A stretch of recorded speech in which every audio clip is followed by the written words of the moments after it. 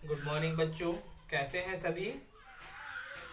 आज जो है हम लोग पढ़ेंगे विभिन्न राजनीतिक संस्थाओं में महिलाओं का प्रतिनिधित्व कि जो बहुत सारी राजनीतिक संस्थाएं हैं उसमें महिलाएं किस प्रकार प्रतिनिधित्व कर रही है। पिछले वीडियो में हमने जो पढ़ा था वो ये था कि महिलाओं द्वारा राजनीतिक अधिकारों के लिए संघर्ष, कि कैसे आज़ादी के बाद से महिलाएं लगातार अपने राजनीतिक अधिकारों के लिए मांग कर रही थी।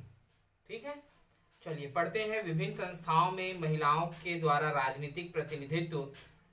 भारत में 73वें व 74वें संविधान संशोधन द्वारा महिलाओं को स्थानीय प्रशासन के निकायों जैसे ग्राम, जनपद व जिला पंचायत, नगर पालिका और नगर निगमों में 33% सीटों पर आरक्षण दिया गया था। वर्तमान में कई राज्य में यह आरक्षण 50% हो गया है। हम पिछले वीडियो में भी पढ़े थे कि कैसे महिलाओं द्वारा जो लगातार राजनीतिक अधिकारों की मांग की जा रही है उसके लिए क्या किया गया था कि आरक्षण की व्यवस्था की गई थी 1919 के अधिनियम के द्वारा, कि अब कुछ क्षेत्रों में जो है महिलाओं को जो है अधिकार दिया जाने लगा था। मद्रास पहला विधानसभा था जहां महिलाओं ने अपनी उपस्थिति दर्ज कराई थी। ठीक है, तो अब 73वें और 74वें संविधान संशोधन जो भारतीय संविधान है उसमें ऐसी व्यवस्थाएं की गई कि जिला, जनपद और जो विधानसभाएं हैं उसमें महिलाओं को भी उचित प्रतिनिधित्व देने के लिए उनके आरक्षण की व्यवस्था की गई है। और जो कुल सीटें होती है उसमें जो है 33% सीटें जो है आरक्षित की गई है। अर्थात यदि 100 प्रतिनिधि चुने जाने हैं तो उसमें से 33% जो प्रतिनिधि हैं वो महिलाएं होंगी। कुछ राज्यों में जो है इस आरक्षण को बढ़ाकर 50% भी कर दिया गया है। अर्थात 100 में से 50 सीटें महिलाओं के लिए होंगी। अर्थात 100 अगर प्रतिनिधि चुने जाने हैं तो वहां से 50% जो प्रतिनिधि हैं या 50 जो प्रतिनिधि हैं वो महिला होंगी। स्थानीय स्वशासन में महिला पंचों और सरपंचों को तरह तरह की कठिनाइयों का सामना करना पड़ा। इनमें से एक बड़ी कठिनाई थी कि महिला पंचों और सरपंचों द्वारा लिए गए निर्णयों को मानने के लिए पुरुष मानसिक रूप से तैयार नहीं थे। स्थानीय शासन की संस्थाओं के पास इतने अधिकार नहीं थे जिनसे वे समाज में अधिक प्रभाव डाल पाती तथा अपनी क्षमताओं से समाज में कोई बड़ा बदलाव ला सकती। यही वजह थी कि महिलाओं ने राज्य विधानसभा तथा संसद में 33% आरक्षण की मांग रखी। आज हम देखेंगे पहला तो स्थानीय शासन क्या है। स्थानीय शासन जो जैसे कि ग्राम पंचायत, जनपद और जिला पंचायत, क्योंकि स्थानीय समस्याएं होती है और जो पंच और सरपंच होते हैं वो अपने गांव के स्तर पर जो है उन समस्याओं को हल करने का प्रयास करते हैं और एक प्रकार से वहां पर ग्राम पंचायत में पंच और सरपंच मिलकर एक सरकार का निर्माण करते हैं। इसे स्थानीय स्वशासन कहते हैं।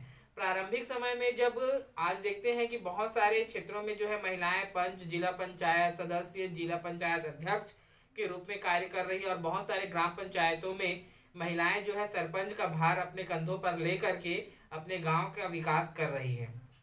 लेकिन प्रारंभिक स्थिति में जो महिला पंच और सरपंच थे उनको जो है बहुत अधिक समस्याओं का सामना करना पड़ा था। रीजन कि हमारा जो समाज है वो पुरुष प्रधान है और कभी भी महिलाओं के द्वारा लिए गए निर्णय को आसानी से स्वीकार नहीं करते हैं।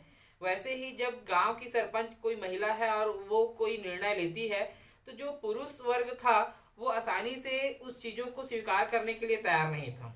इसके लिए ही जो है महिलाओं द्वारा जो है 33% आरक्षण की मांग की गई कि कुछ जो सीटें हैं या कुछ जो क्षेत्र हैं वहां पर महिलाओं को जो है पूरा अधिकार दिया जाए।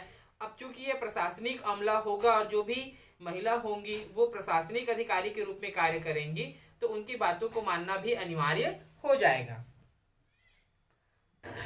स्थानीय शासन के संस्थाओं के पास इतने अधिकार नहीं थे कि जिससे वे समाज में अधिक प्रभाव डाल पाती तथा अपनी क्षमताओं से समाज में कोई बड़ा बदलाव ला सकती थी।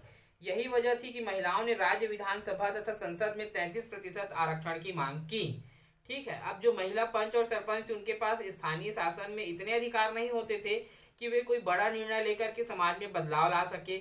इसके लिए जो है उन्होंने राज्य विधानसभाओं में भी जो है आरक्षण की मांग की ताकि वहां पर जो है वो अपनी उपस्थिति दर्ज कराए और अपनी क्षमताओं के अनुरूप जो है कार्य करते हुए लोगों को अपनी बात मनवा सके।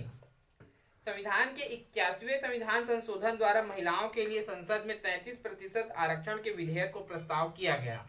ठीक है, 73-74 में जो है महिलाओं के लिए सीट आरक्षण की गई। 81वें संविधान संशोधन में महिलाओं के लिए 33% सीट आरक्षण का प्रस्ताव किया गया, लेकिन आज तक यह विधेयक संसद में पारित नहीं हो पाया है।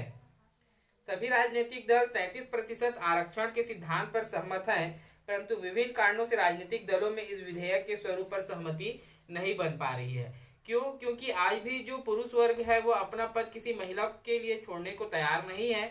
इसलिए 81वें संविधान संशोधन के द्वारा जो 33% सीट आरक्षण का प्रस्ताव संसद में प्रस्तुत किया गया था कि संसद में जो है महिलाओं को 33% आरक्षण दिया जाए, वो अभी तक पास नहीं हो पाया है। हालांकि सभी राजनीतिक दल जो है इसके लिए तैयार हैं कि महिलाओं को जो है 33% आरक्षण दिया जाना चाहिए, लेकिन अभी तक इसका पास नहीं हो पाना यही इशारा करता है कि महिलाओं को जो है अभी भी कार्य के लिए जो है सही नहीं माना जा रहा है।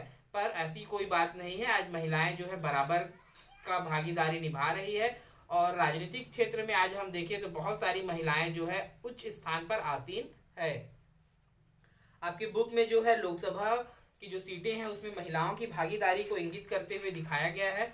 आप चाहे तो अपना बुक रिफर जरूर कर सकते हैं। ठीक है, किसी भी समाज में यदि कोई भेदभाव ना हो तो लिंगानुपात लगभग समान होता है। लिंग अनुपात मतलब महिला और पुरुष की जनसंख्या के अनुपात को लिंग अनुपात कहते हैं। भारत के अलग अलग राज्यों के संदर्भ में हम देखते हैं कि लिंग अनुपात काफी असमान है। इससे स्पष्ट होता है कि आज भी समाज में अधिकतर लोग लड़का ही चाहते हैं। ठीक है, यदि महिला और पुरुष, लड़के और लड़कियों में किसी प्रकार का भेद ना हो तो लिंग अनुपात समान होता है, अर्थात बराबर होती है। लेकिन हम अगर भारत के विभिन्न राज्यों के बारे में देखें तो लिंग अनुपात अलग अलग है, जिससे ये साबित होता है कि आज भी अधिकांश वर्ग जो है लड़के की चाह रखते हैं।